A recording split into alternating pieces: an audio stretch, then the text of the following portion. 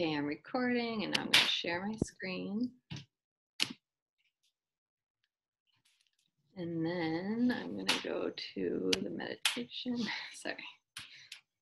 All right, here we go.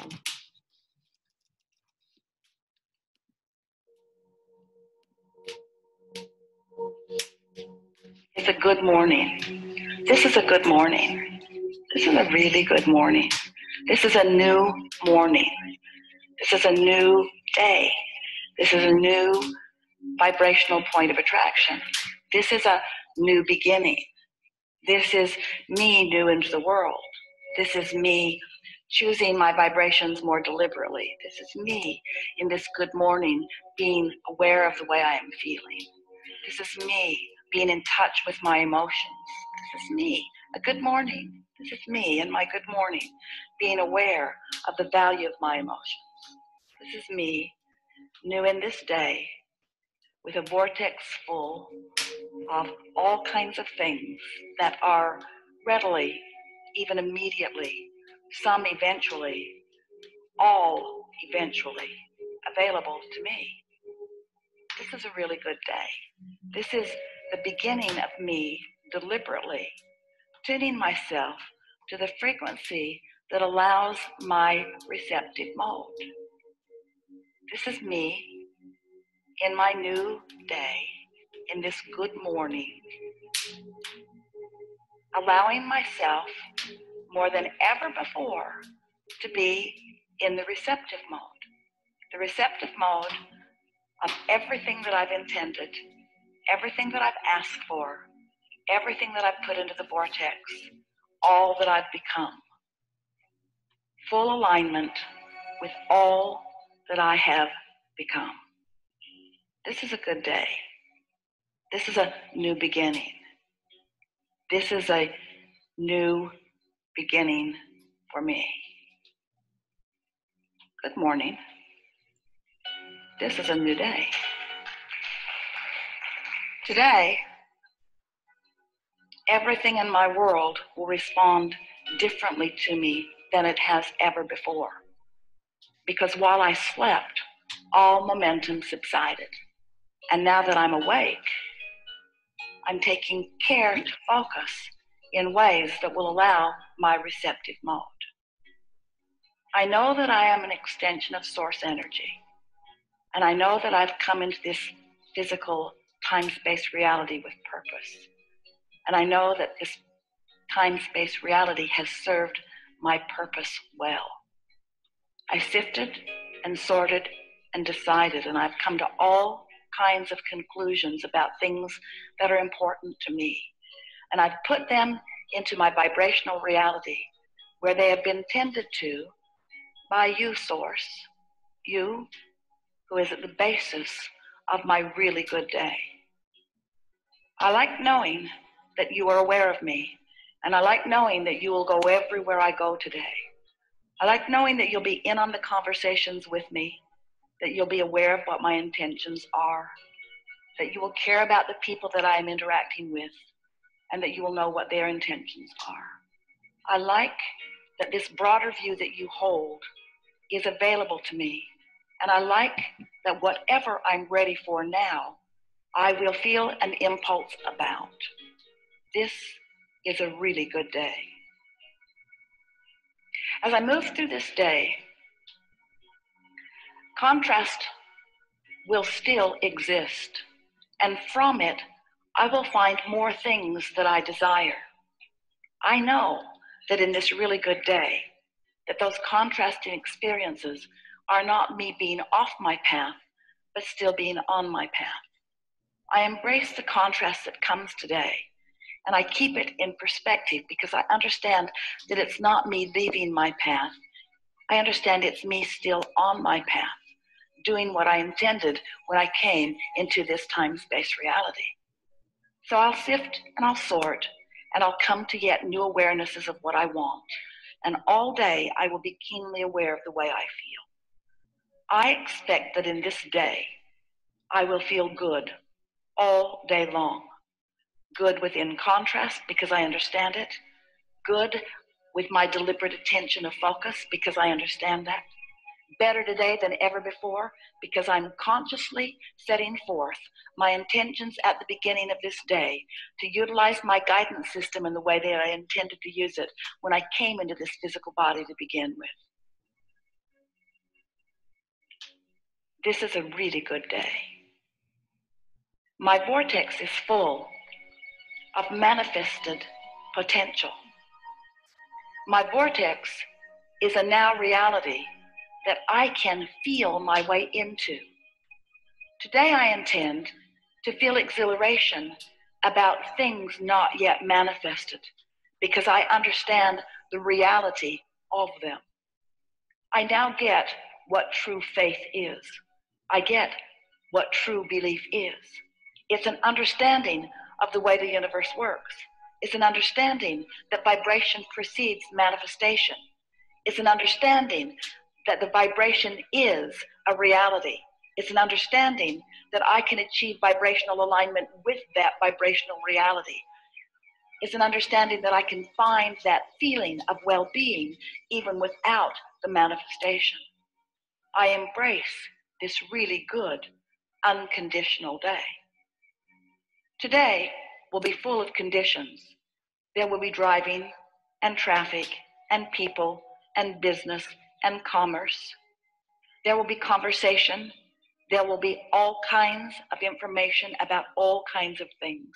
And I accept that as the basis of my manifested reality. But there will also be insights and emotions. There will also be knowledge. There will also be information coming from source. There will also be me in the receptive mode. This is a really good day. I will have more awareness of my vibrational reality today than I ever have before. I will be more aware of the way I feel than I have ever been before.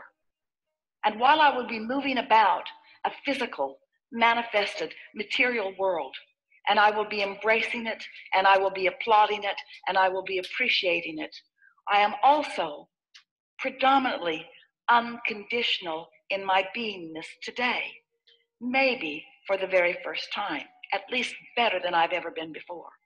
Because today, the way I feel is not dependent upon the conditions that have already manifested.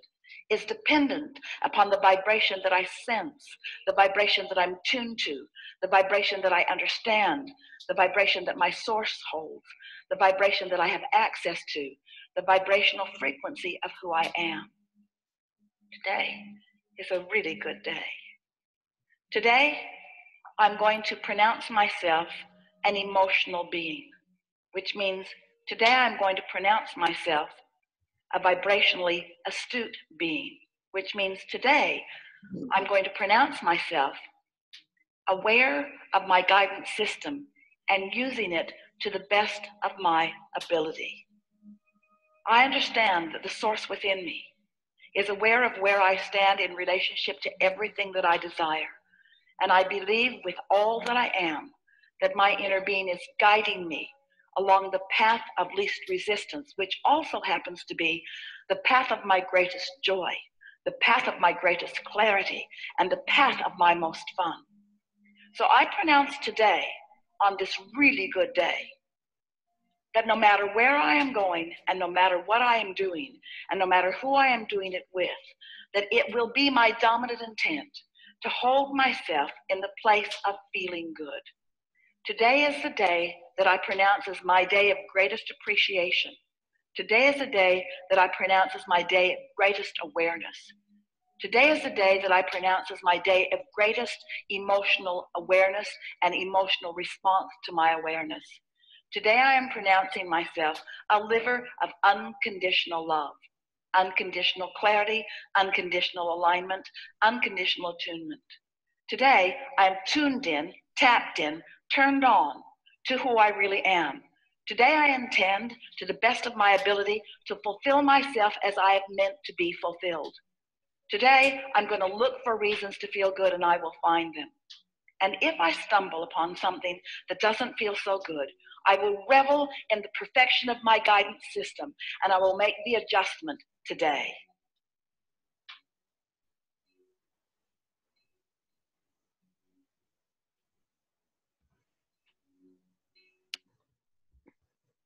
take just a moment to sit in what we just heard and just like let it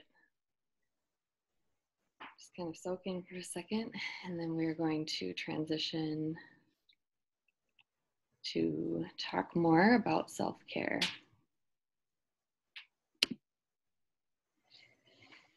I'm just gonna stretch for a second because that's such a good one, and it's just kind of intense too.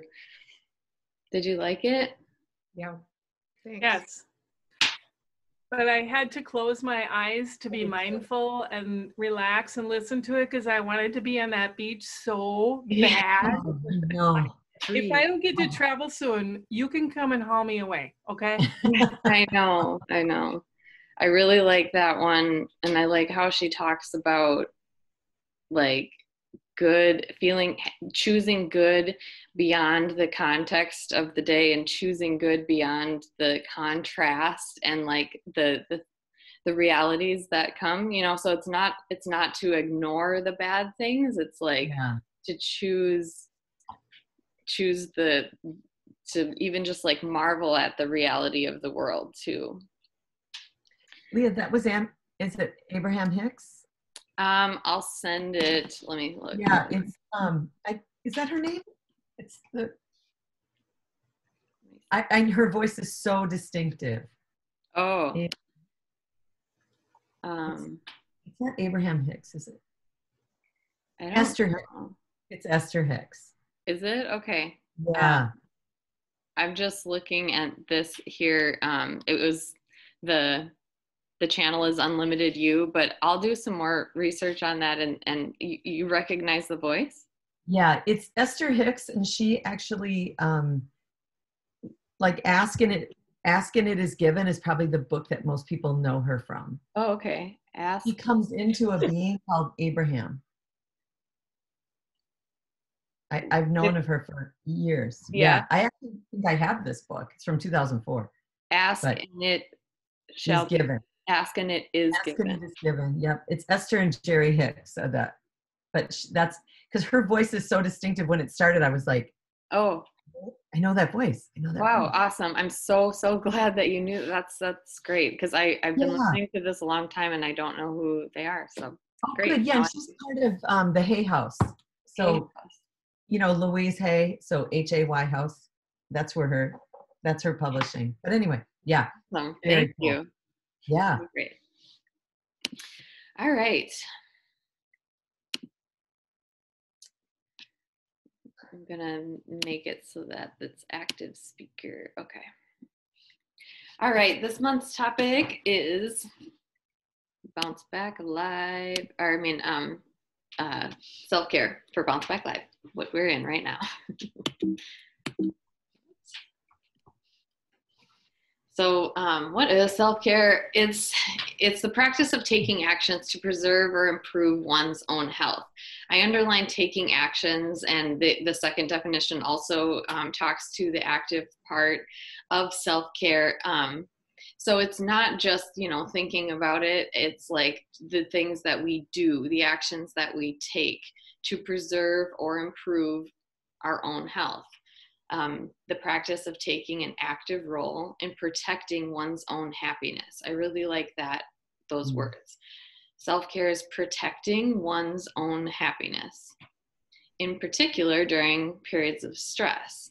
And so, I know we've talked about this every time we get together, but like this year has felt like nonstop stress. It has felt like nonstop, not only stress, because like stress is doable. It feels like sometimes it's like nonstop emergency response. And I feel like that's real. I feel like that's not like to just admit that like we're in pandemic.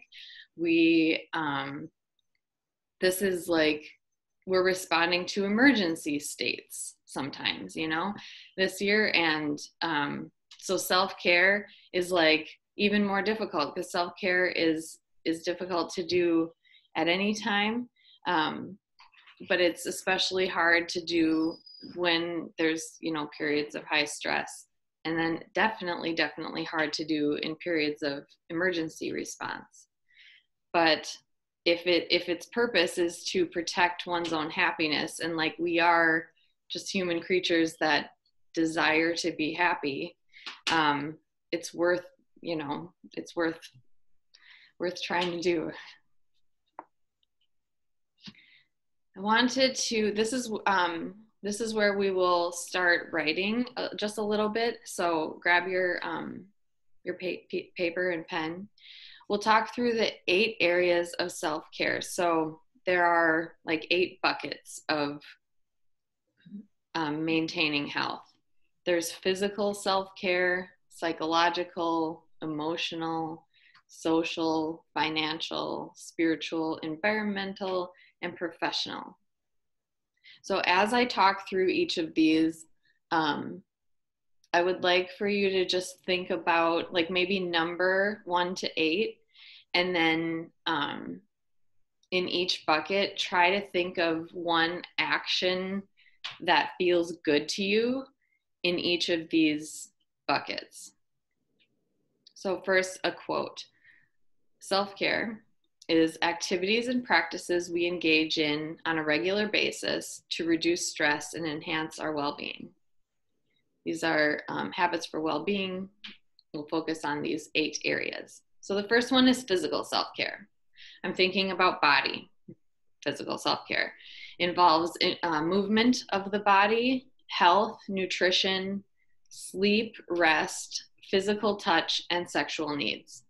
So thinking about this area, what is one action that you can, or if you think of a couple of them, in the physical self-care bucket that you enjoy doing? Could be something with your body. Sleep, it could be like a sleep ritual, or like, something that you do at night to like get ready for sleep.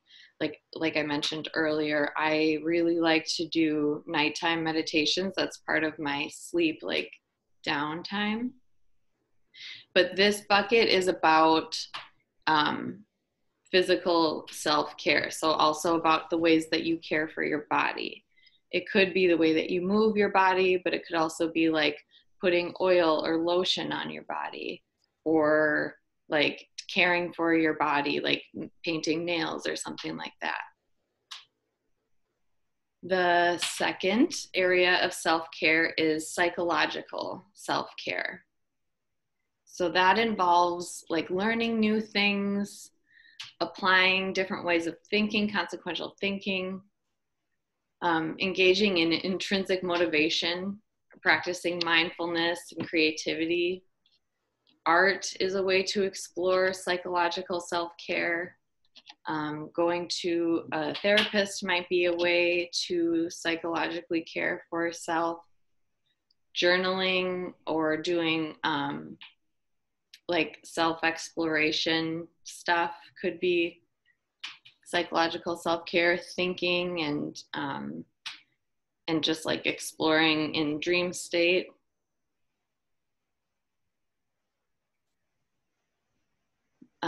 The third bucket is emotional self-care.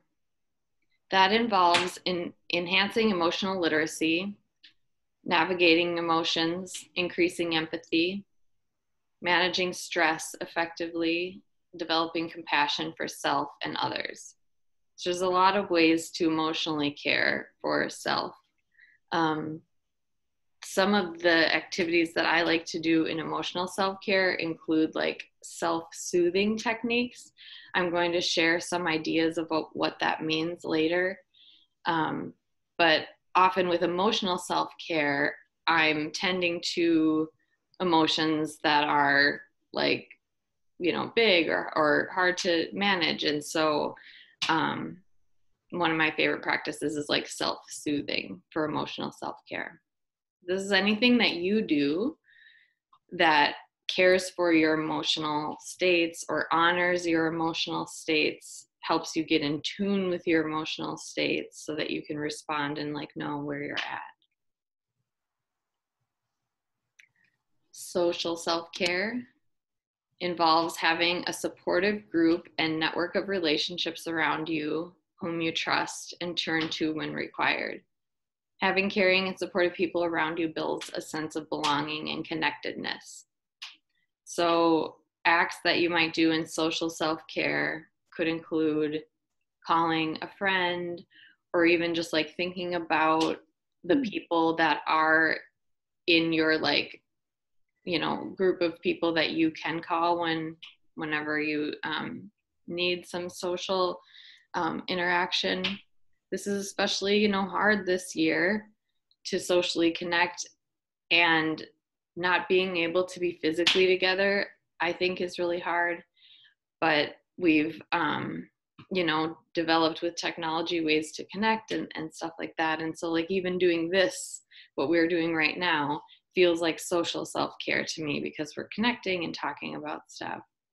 And you know, my social circles include this group. Financial self-care is you know, being responsible with finances, income, insurance, savings, etc., having a conscious relationship with money.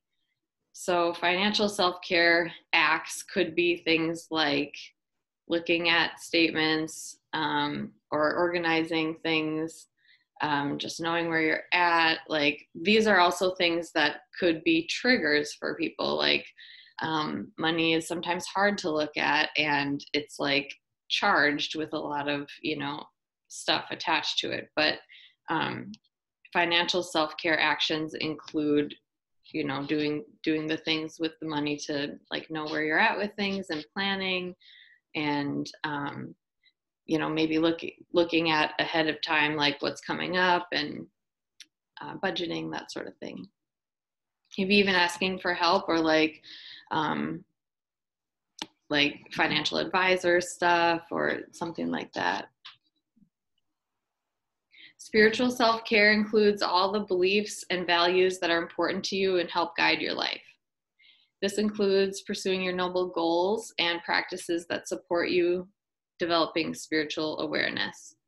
Spiritual self-care can be something that is organized, like churches or other religious practices. And then also spiritual self-care can just be like meditation and tuning in with self. It's whatever, you know, it's whatever helps you feel connected to something outside of yourself, I guess. So the actions that help you tune into that. Environmental self-care has to do with like where we live. So having an organized or well-maintained clutter-free area, business and home environment, clean clothes, it says well-maintained mode of transport, and minimizing waste and monitoring technology time. So that's like a big bucket for me, because especially right now, it just feels like, you know, everything is online and everything is at home too. And so there's like a lot of blending between my environments, my work environments, my personal environments. And so self-care acts in this bucket might be like cleaning and organizing or separating spaces. One of the things that I did recently to help with this was I created like a workspace that was dedicated to work. Before that, for most of this year, I've been working, you know, in my house, but like on the couch or at my kitchen table or counter. And so separating the spaces was helpful for me to try to do some self-care, environmental self-care. And the last one is professional self-care. So sharing strengths and gifts and having professional boundaries, and while you're still living your purpose. So this is like identifying the things that you're good at and using the skills to do the things in the world. And so we, you know, a lot of us like have jobs, right, that like give us money to do the things that we are here to do. But I like that it talked about, you know, boundaries and stuff. And again, with this year, things are like blurry and smushing together and stuff like that. And so self-care, professional self-care might include learning about and practicing boundaries and like what that means. And, you know, increasing skills in the ways that you communicate with boundaries, like what you need, what you want, and what you expect with people.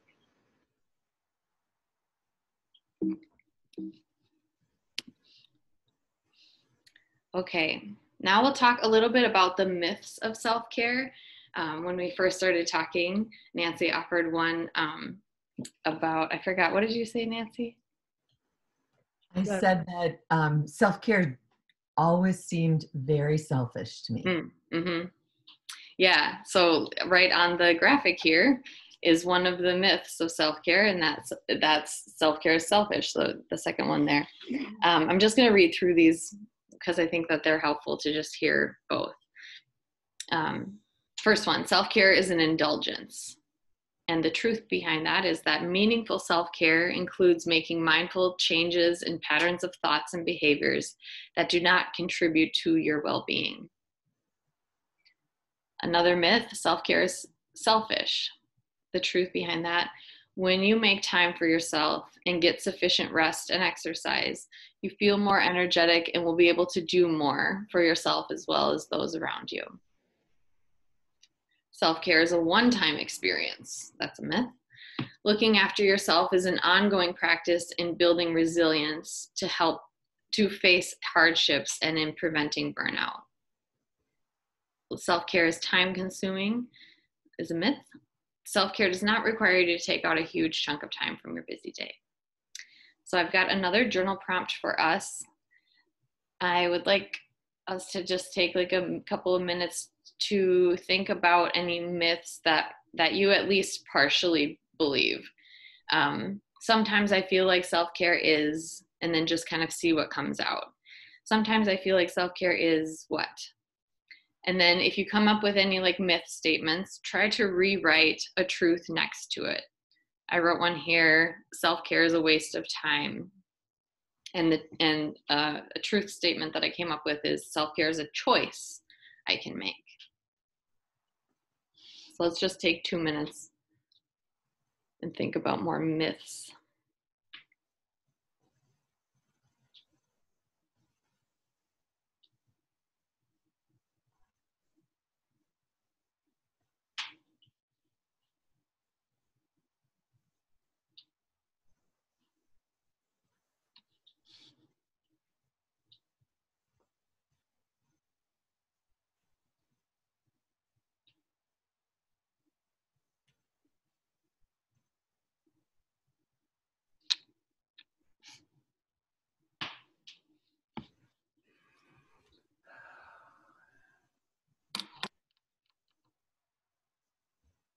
Okay. At the end, we're going to have a little discussion time, so I'm just going to move on. All right, this graphic, it talks about check your battery. How are you currently feeling? I really like to have like gauges. I sometimes use numbers to gauge things like 1 through 10 or 1 through 5. Like, where am I at right now on the anxiety scale?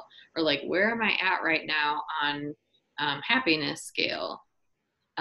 This is another way of looking at it. So like with colors is sometimes helpful. And if you practice it, you can really start to notice like the difference between feeling good at like level this blue area, feeling good, and then starting to feel okay, and then meh. Like it's really great to notice the difference between like when you're moving from good to meh, like before you get to struggling. I want to read through just like what these each mean, and then while I'm talking about this, try to think about like red flags that you have, or like little warning flags that you have, and like only you know what your flags are, but like the little things that happen, either you feel it in your body or you have a thought or something that gives you a signal that you are entering the like yellow meh zone. And then just start thinking about things that like that you can do in those, in the green or like the yellow zone before you get into struggling. So when we're feeling great, that's like keeping and meeting needs, practicing self-care. I'm feeling great. I'm able to meet all my needs, like to my physical needs, my emotional needs, everything. I'm feeling great. I'm practicing self-care. I'm able to practice it. Feeling good is like how you can maintain the levels that I want to stay feeling good. Like, how can you maintain the levels that I'm currently at? Feeling okay.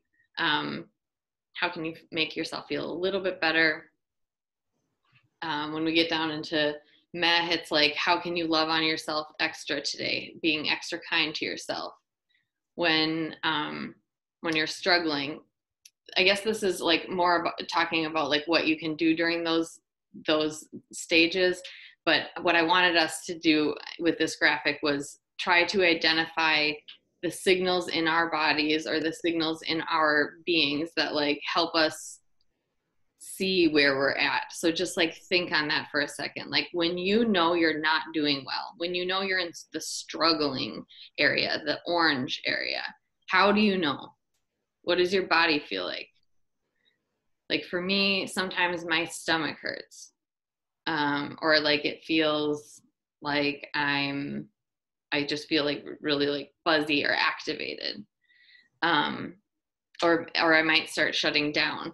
But I'm working to identify like when I'm starting to do that, I'm already in orange or red. And so what I'm working on right now is trying to identify the other markers in like in the green and yellow zone so that I can like cope ahead for orange and red. I hope that makes sense. I'm like talking about it in the way that makes sense for me, but like your bodies will be different. But just think about that a little bit, and let's just take like 2 minutes to just like journal on it. How do you know when you're in yellow zone? It's probably easier to identify how you know you're in red or orange, but like just try to think about what are like the early warning signs about when I'm in yellow. What does that feel like?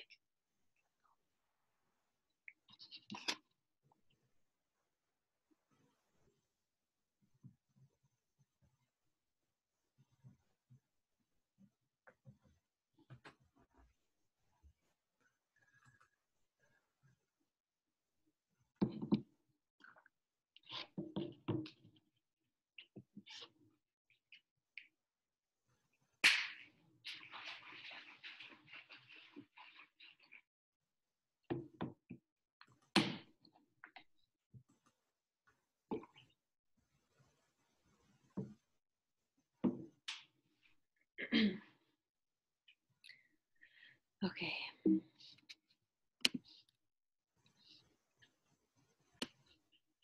All right, these two graphics are the one on the left is meant for kids, and the one on the right is meant for teens. And I know that the text is a little small, but I loved these graphics. I really liked the way that the kids' self-care checklist was written in I statements, or a lot of them, yeah, all of them are written in I statements. I know that this is meant for kids, but reading these statements feel really powerful to me as an adult. Like, I make self-care a priority every day. I am kind to myself. I take breaks to do things I enjoy. I like all of these affirmations as I statements, and I feel like they're very powerful. To me, writing it like an I statement, I take warm bubble baths, feels more meaningful and powerful than just suggesting to myself like, oh, take a bubble bath if you feel bad. It's like I do this for myself. I meet my goals. That's another one on this list. Just even saying like I meet my goals feels powerful. I wanted to invite us to just like look at each of these lists and pick out some that feel good, pick out some that feel exciting. Like that's a match for me. Yep, I'm gonna write that I statement down, or I'm gonna call on that when I need that. The one on the right is self-care activities. So these are like suggestions that They're not all possible right now. Like some of this stuff is not COVID friendly, but a lot of it can be adapted to, what where we're at right now. So I'm gonna pause again can you all read this enough to see it? Yeah. Okay, good. So let's just take some moments to read these and grab any that feel good to you.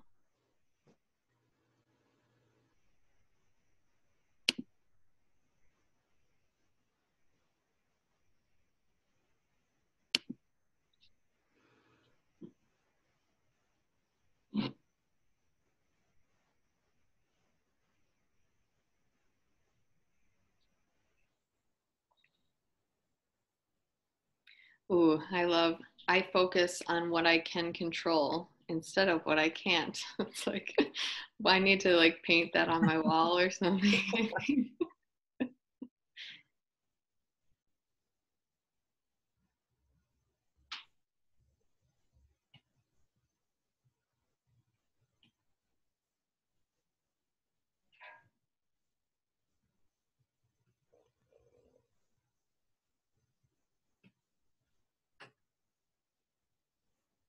I talk to someone I trust when I need help.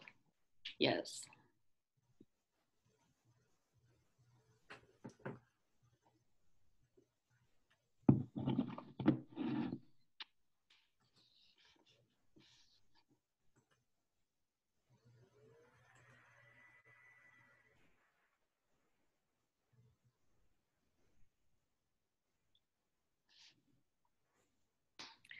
Okay.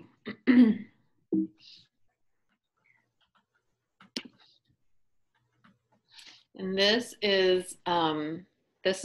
are the self-soothing activities that I mentioned earlier. So this is from the DBT manual, and these are divided into like the senses. So these are self-soothing techniques with vision, with hearing, with smell, with taste, with touch. So these are especially like powerful because they use your senses. So they're self-soothing and they will help bring you down. But also they help you tune into yourself and your environment and your reality because they're sensory. So like with vision, look at the stars at night. I'm using my eyes to do something that is soothing and calming, but it's sensory. Looking at pictures that you like in a book, buying one beautiful flower to look at. Self-soothing techniques with hearing include things like music, humming, playing an instrument, radio.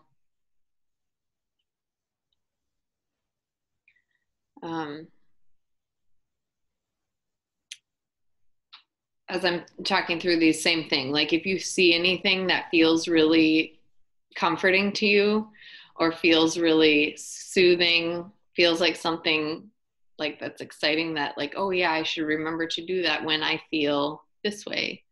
Or when I start to enter that like green, yellow zone, the things that I might call on to help me. With smell, that might be like favorite shampoo or soap.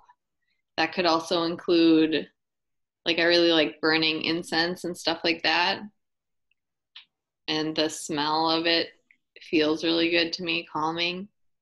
Also, baking stuff or like making food can be a soothing smell thing. With taste, food, drinks, dessert. I like eat macaroni and cheese, or another favorite childhood food. I eat mac and cheese all the time, and it's like definitely a soothing thing for me. Gum, other things that just taste, or like a special, food, a special treat, something that you really, really, really like. self-soothing with touch is like hot bath, shower, maybe spending time with your pet, hugging someone, being close to someone physically.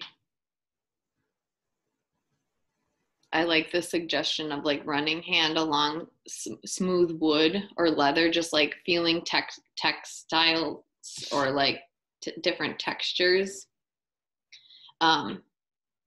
I've heard about people like putting together like a self-soothing box. There might be like a thing that you could put into a box from each of these, like one thing for vision, like a beautiful thing that you love looking at. One thing for hearing, that's like a song or something that you can smell in the box, something that you can taste in the box, something that you can touch in the box. And then that would be like a packaged thing that you could like go to or like even carry with you, so that you can help soothe or calm it at any time.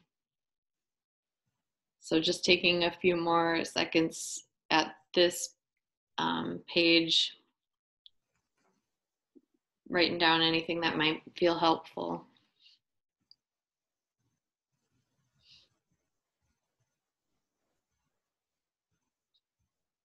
I like this smell suggestion of walk in a wooded area and mindfully breathe in the fresh smells of nature. Like even in the winter, there are smells, outside, and like, we have to dress more and stuff like that. But like you can tune into the smells of the way that the earth just smells at any time. And I think that's really cool. Okay. I'm going to stop sharing so that we can come back into a discussion group. And I'm also going to stop recording.